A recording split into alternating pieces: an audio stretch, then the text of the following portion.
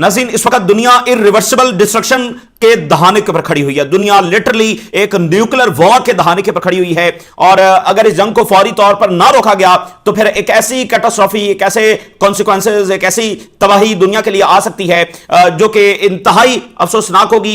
और उसकी वजह क्या है? दुनिया को इस बड़ी तबाही की तरफ धकेलने की वजह क्या है? इतनी ज्यादा जानें भी दांव पर लगी हैं, दुनिया की इकॉनमी भी इस वक्त जब वो दांव पर लगी है, और उस सबकी वजह क्या है? सिर्फ एक एंटिटी जो क्रेजी आइडियोलॉजी रखती है, उसको चूंकि एक्सपेंशन करनी है, जो भी उसके रास्ते में आता है वो उसको मुकम्मल तौर पर जो वो कुचल देना चाहता है। ये बुनियादी मसला है। नाज़रीन, इस वक्त जो बहुत बड़ा खतरा पैदा हो गया है और अराउंड द वर्ल्ड एक्सपर्ट्स इस पर बात कर रहे हैं, वो ये है कि न्यूक्लियर वॉर ये हो सकती है। और ज़ाहिर है कि अमेरिका और इजराइल न्यूक्लियर है, ईरान तो न्यूक्लियर नहीं है, तो वो न्यूक्लियर जो है वो ईरान पर इस्तेमाल कर सकते हैं।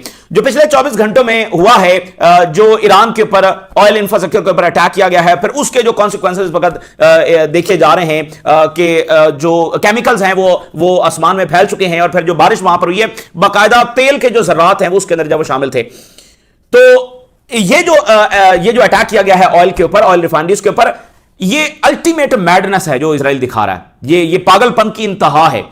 ये इस बात का सबूत है कि पिछले 9 दिनों के अंदर जो इन्होंने बमबारी की है, जो ईरान की लीडरशिप को निशाना बनाया है, जो हर तरह के हरबे इन्होंने आजमाए हैं, जो प्रोपेगेंडा वॉर की है, जो मिलिशिया को दाखिल किया, जो व्हाट्सएवर जो कुछ इन्होंने किया है, ये अपनी इंतहा में जो कर सकते थे इन्होंने ये किया। उस सब के बावजूद ईरान जवाब दे रहा है, ईरान सरेंडर नहीं कर रहा, ईरान में बगावत नहीं हुई, ईरान में हुकूमत का तख्ता नहीं उल्टा, ईरान में अभी तक खाना जंगी नहीं हुई। इनके कोई भी गोल 1% भी अभी तक करीब भी अचीव नहीं हुए, सिवाय इसके कि इन्होंने स्कूलों पर बमबारी की है, अस्पतालों पर की है, और 6000 से ज्यादा टारगेट्स जब उन्होंने वहां पर हिट किए हैं। और ज़ाहिर है कि कहां पर इन्होंने जाकर जब वो हिट किया है, तो अब ये अंदाजा नाज़िर लगाया जा रहा है कि ये जो ऑयल के ऊपर इन्होंने बमबारी शुरू की है, और हम देख रहे हैं ये पागलपन है, ये जंग है, इसको अब जंग कहते हैं। मतलब मिलिट्री से लड़ना जंग होता है, ऑयल के ऊपर अटैक करके, जिसके ऑलरेडी एक केमिकल वॉरफेयर ये शुरू हो चुकी है, केमिकल वॉर है जो ऑलरेडी मुसल्लत कर दी गई है। ये कोई जंग तो नहीं हो रही है, तो उनकी बाकी सारी जो ताकत वो बताते हैं वो फेल हो गई, और अब वो ऑयल के ऊपर आकर अटैक कर रहे हैं। ऑयल के ऊपर तो कोई भी जो दहशतगर्द है वो भी जाकर अटैक कर सकते हैं, तो इससे ईरान की जो मिलिट्री पावर है उसको तो कोई फर्क नहीं पड़ेगा, तो फिर ऑयल के ऊपर अटैक क्यों? तो दैट मीन्स के जो 9 दिनों की बर्बरियत है वो ईरान को डिस्ट्रॉय नहीं कर सकी, ईरान को सबजुगेट नहीं कर सकी, ईरान के जवाबी हमले जारी हैं। तो अब इन्होंने मुकम्मल डिस्ट्रक्शन जो है वो ईरान के ऊपर इंपोज कर दी है कि इनको मुकम्मल तौर पर जब वो तबाह बर्बाद कर दो। जो लिंडसे ग्राम का भी जो स्टेटमेंट आया है, इसने कहा कि हम नेस्तो नबूद कर देंगे ईरान को। जो एक रियल वॉर ये लड़ने में नाकाम हो चुके। तो इसलिए अब नाज़रीन खतरा यह है कि अगर ये जो किया जा रहा है, जो ऑयल के ऊपर तबाही मचाई जा रही है, इसके बाद भी अगर ईरान रेजिस्ट करता रहा और ईरान में गवर्नमेंट का तख्ता ना उल्टा गया, ईरान खाना जंगी की तरफ ना गया, और ईरान के जवाबी हमले जारी रहे, तो फिर ये एक न्यूक्लियर भी ईरान के ऊपर जब इस्तेमाल कर सकते हैं। इसके खदशात जब वो हाईएस्ट लेवल के ऊपर पहुंच चुके हैं। देखिए ये जंग जो है वो पहले दिन से एक न्यूक्लियर वॉर ही थी। एक आलमी जंग के खतरात, एक न्यूक्लियर वॉर के खतरात इसमें मौजूद थे। इसलिए चाहे वो बुश जैसा सदर हो, या क्लिंटन जैसा सदर हो, या ओबामा जैसा हो, जिन्होंने OIC कई मुल्कों को तबाह बर्बाद किया, और ईरान को भी वो करना चाहते थे, लेकिन ईरान के ऊपर उन्होंने अटैक नहीं किया। बाइडन जैसा शख्स जिसने गजा में इतनी सफाकियत को सपोर्ट किया, वो भी ईरान पर हमले को सपोर्ट जब वो नहीं कर सका। तो उसकी वजह यह कि पहले दिन से इसमें न्यूक्लियर वॉर का खदशा मौजूद था। इसलिए किसी भी अमेरिकी सदर ने यह रिस्क उठाने से जब वो हमेशा इनकार किया, लेकिन ज़ाहिर है उनको एक ऐसा शख्स जब मुयसर आ गया है जिसकी हालत जब वो आपके सामने है, और खुद अमेरिकन से इस वक्त जब साथ पकड़ कर बैठे हुए हैं, तो एक तरफ दुनिया की इकॉनमी हिल चुकी है, और दूसरी तरफ अगर ये इस्तेमाल होता है तो एक अनइमेजिनेबल कॉन्सिक्वेंसेज होंगे, और दुनिया जो वो हमेशा के लिए बदल के रह जाएगी। अच्छा, अब इसमें एक और खतरा बहुत बड़ा है। वो नज़ीर यह है कि Israel major false flag operation कर सकता है। आपको ट्रंप का वो बयान याद है जिसमें ट्रंप ने कहा था कि अगर मुझे निशाना बनाता है, और उसने कहा मुझे अगर निशाना बनाया जाता दैट मीन्स कि ये ईरान ही होगा, और इसके जवाब में ईरान को ऑब्लिटरेट कर दिया जाए, ईरान को सफाए हस्ती से मिटा दिया जाए, यानी उसके ऊपर न्यूक्लियर अटैक जब वो किया जाए। ज़ायनिस्टों की तारीख से हम वाकिफ हैं, आप वर्ल्ड वॉर से ले लें, और ये जितना भी अरसा बनता है, इनकी तारीख से हम वाकिफ हैं। ये किसी भी दुनिया के बहुत बड़े घिनौने काम से भी बाज नहीं आते। इनकी तारीख भरी पड़ी है दुनिया के घिनौने तरीन काम करने से भी भरी पड़ी है। ये बिल्कुल किसी से बाज नहीं आते। ये अपने लोगों के ऊपर भी अटैक करते हैं। इन्होंने इराक में जाकर, मिस्र में जाकर अपने ही मजहब के लोग जो हैं उनकी इबादतगाहों के ऊपर अटैक किया, ताकि ये हिजरत करके जब इजराइल जाएं। ये हिटलर से मदद मांग रहे थे दूसरी आलमी जंग में कि इजराइल बनाने में हमें मदद दो। हालांकि हिटलर के ऊपर ये इल्जाम क्या लगाते हैं, ये किसी भी चीज से बाज नहीं आते हैं। तो ये बहुत बड़ा खतरा है कि ये कोई मेजर फॉल्स फ्लैग ऑपरेशन कर सकते हैं, जिसकी कल जो इंटेलिजेंस रिपोर्ट भी आ गई है। रीजनल इंटेलिजेंस एजेंसी इस बात को कंफर्म कर रही है। टर्की ने इस बात को कंफर्म किया है कि सऊदी अरेबिया के ऊपर जो अरामको के ऊपर अटैक हुआ ये इजराइल का फॉल्स फ्लैग है। और अजरबैजान के ऊपर भी टर्की ने कंफर्म किया कि ये इजराइल का हमला था। इसलिए कुछ देर पहले अजरबैजान की जानिब से ईरान के साथ जो सरहद है वो खोल दी गई है।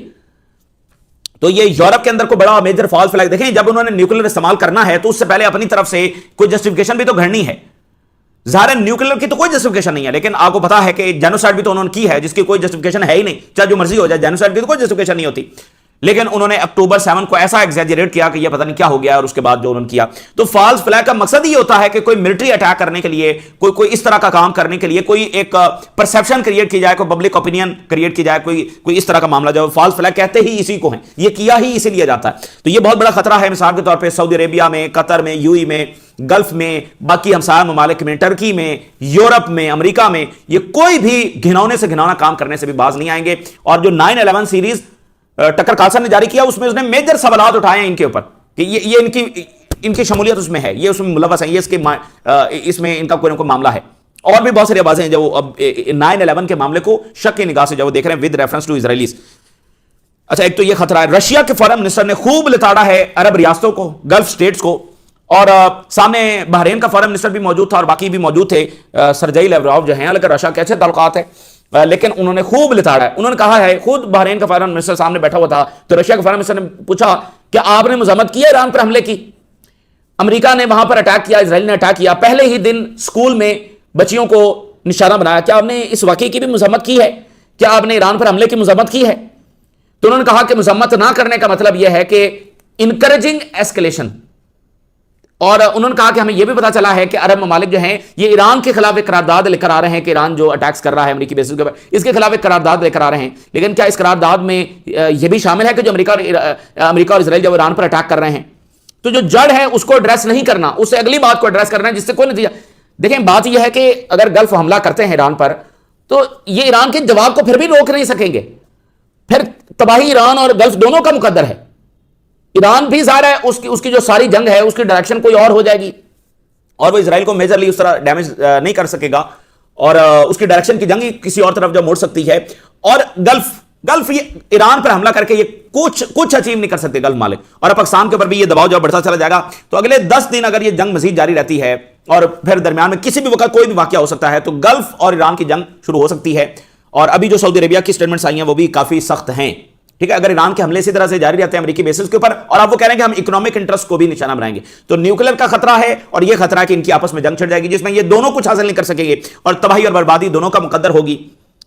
और अरब रियासत ज़ाहिर है वो लड़ नहीं सकती हैं, ठीक है ना। अब ईरान आगे से कह रहा है कि हम तो फिर दूसरे टारगेट्स, इनके टारगेट्स को भी निशाना बनाएंगे। तो इसी दरमियान जो है वो ईरान ने तल अवीव के अंदर जो इजरायली लीडरशिप है उसके जो बंकर्स हैं उनको निशाना बनाया है। ये बड़ा इंपॉर्टेंट अटैक उन्होंने किया है, बड़ा कंप्लेक्स ये ऑपरेशन है कि इजरायली जो लीडरशिप है उसके बंकर्स को ईरान के निशाने पर उनकी लीडरशिप है क्योंकि उन्होंने इधर अटैक किया तो ईरान के निशाने पर वो हैं। अच्छा, CIA और मोसाद ये कह रही है कि चाइना के स्पाई शिप्स यहां पर मौजूद हैं और वो सपोर्ट कर रहे हैं। जो ईरान इतनी एक्यूरेसी के साथ अटैक्स कर रहा है ये चाइना की इसमें शमूलियत जो है, रशिया की तो है ही है लेकिन चाइना इसमें मुकम्मल तौर पर मौजूद है। और इसराइल ने ये एक्यूज किया है रशिया को कि रशिया के जो एयरक्राफ्ट्स हैं वो मदद दे रहे हैं हिजबुल्लाह को और हिजबुल्लाह की जो लीडरशिप है उसको भी एक जगह से दूसरी जगह ट्रांसफर करने में रशिया के जो एयरक्राफ्ट्स हैं वो हिस्सा ले रहे हैं, वो मदद कर रहे हैं।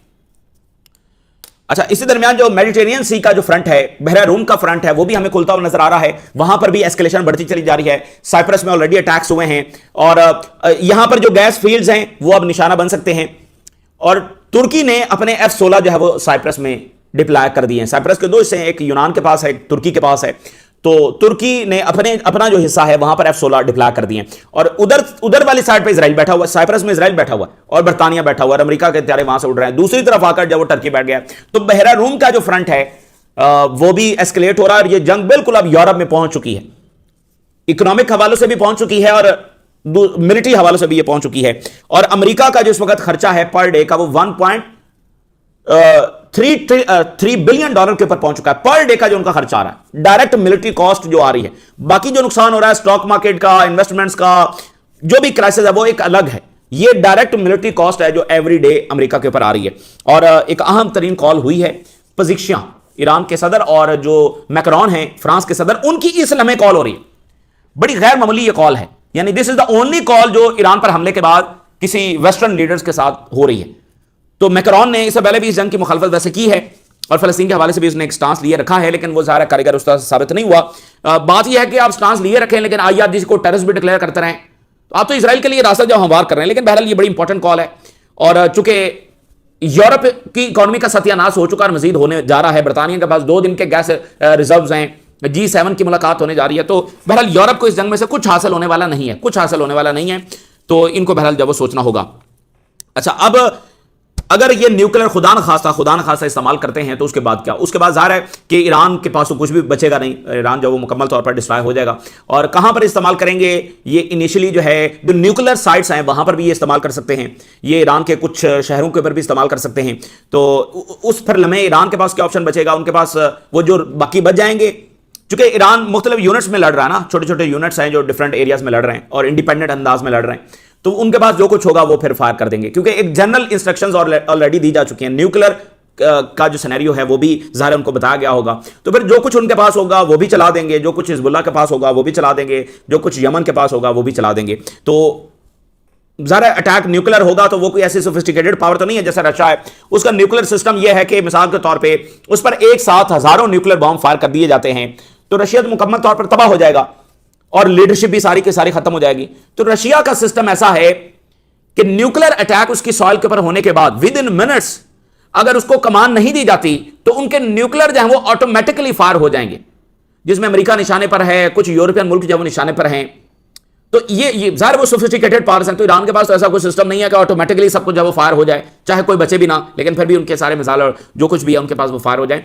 तो लेकिन अगर वो अटैक करेंगे तो 2 जगहों पर इनिशियली जब वो करेंगे तो फिर इनके पास जो कुछ है ये चला देंगे। और इन्होंने ये भी कहा है कि हम जो डायमोना न्यूक्लियर फैसिलिटी है उसको निशाना बनाएंगे। और दूसरा जो सारे ईरान के पास तो फिर भी बचेगा, ईरान तो तबाह हो जाएगा। और फिर इसके कॉन्सिक्वेंसेस क्या होंगे? इसके कॉन्सिक्वेंसेस ये होंगे कि मेजर पब्लिक ओपिनियन जो शिफ्ट है वो वेस्ट के अंदर आ जाएगा। फिर इसराइल को किसी भी अंदाज में वेस्ट के अंदर डिफेंड नहीं किया जा सकेगा, ना सियासतदान कर सकेंगे और ना उनका मीडिया कर सकेगा, कोई भी इसको डिफेंड नहीं कर सकेगा। और ये वो बैकलैश होगा जो इसराइल के ऊपर आएगा और ये इसराइल के खात्मे की भी वजह जो वो बन सकता है। और ओवरऑल ये दुनिया को बदल कर रख देगा। फिर रशिया यूक्रेन में भी कर सकता है, फिर चाइना ताइवान के हवाले से भी कोई भी इकदाम उठा सकता है किसी भी दर्जे पर। लेकिन ये एक ऐसी दुनिया होगी जो बिल्कुल तबाही और बर्बादी जिसमें हम देखेंगे। तो ये सिर्फ एक वाकया, अब देखिए दुनिया की तारीख में एक ही ऐसा वेपन है जो इस्तेमाल नहीं हुआ, यानी एक बार वो इस्तेमाल हुआ है, उसके बाद 80 साल हो गए हैं उसको किसी ने इस्तेमाल नहीं किया, सबके पास वो पड़ा हुआ है। ये ह्यूमन हिस्ट्री की सबसे बड़ी कामयाबी है कि वो एक वेपन को लेकर बैठे हुए इस्तेमाल नहीं कर रहे। लेकिन ये न्यूक्लियर जो इंस्टेबिलिटी है वो इजरायली वायलेंस की वजह से ये दुनिया में अब पैदा होने जा रही है। अच्छा, अब जनाब अली इसी दरमियान जो है वो मैं आपके सामने कुछ रिपोर्ट्स रखता हूं कि जो अमेरिका से एनालिसिस सामने आ रहे हैं कि ट्रंप कोई इसमें कामयाबी हासिल नहीं कर सकता है, शिकस्त उसका मुकद्दर है और ये जो मर्जी तबाही मचा ले। और जो है ना दूसरा तनकीद बहुत वहां पर जब वो हो रही है। कुछ रिपोर्ट्स मैं आपके सामने शेयर करता हूं। Trump's war on Iran doom to failure from the start, ये पहले मिनट से ही इसमें शिकस्त थी। कल जो न्यूयॉर्क टाइम्स ने रिपोर्ट दी उन्होंने कहा कि वो लीडरशिप जो मुज़ाकरात की हामी थी उसको सबसे पहले निशाना बनाया गया। तो ये फ्रॉम द डे फर्स्ट ये फेलियर ही था।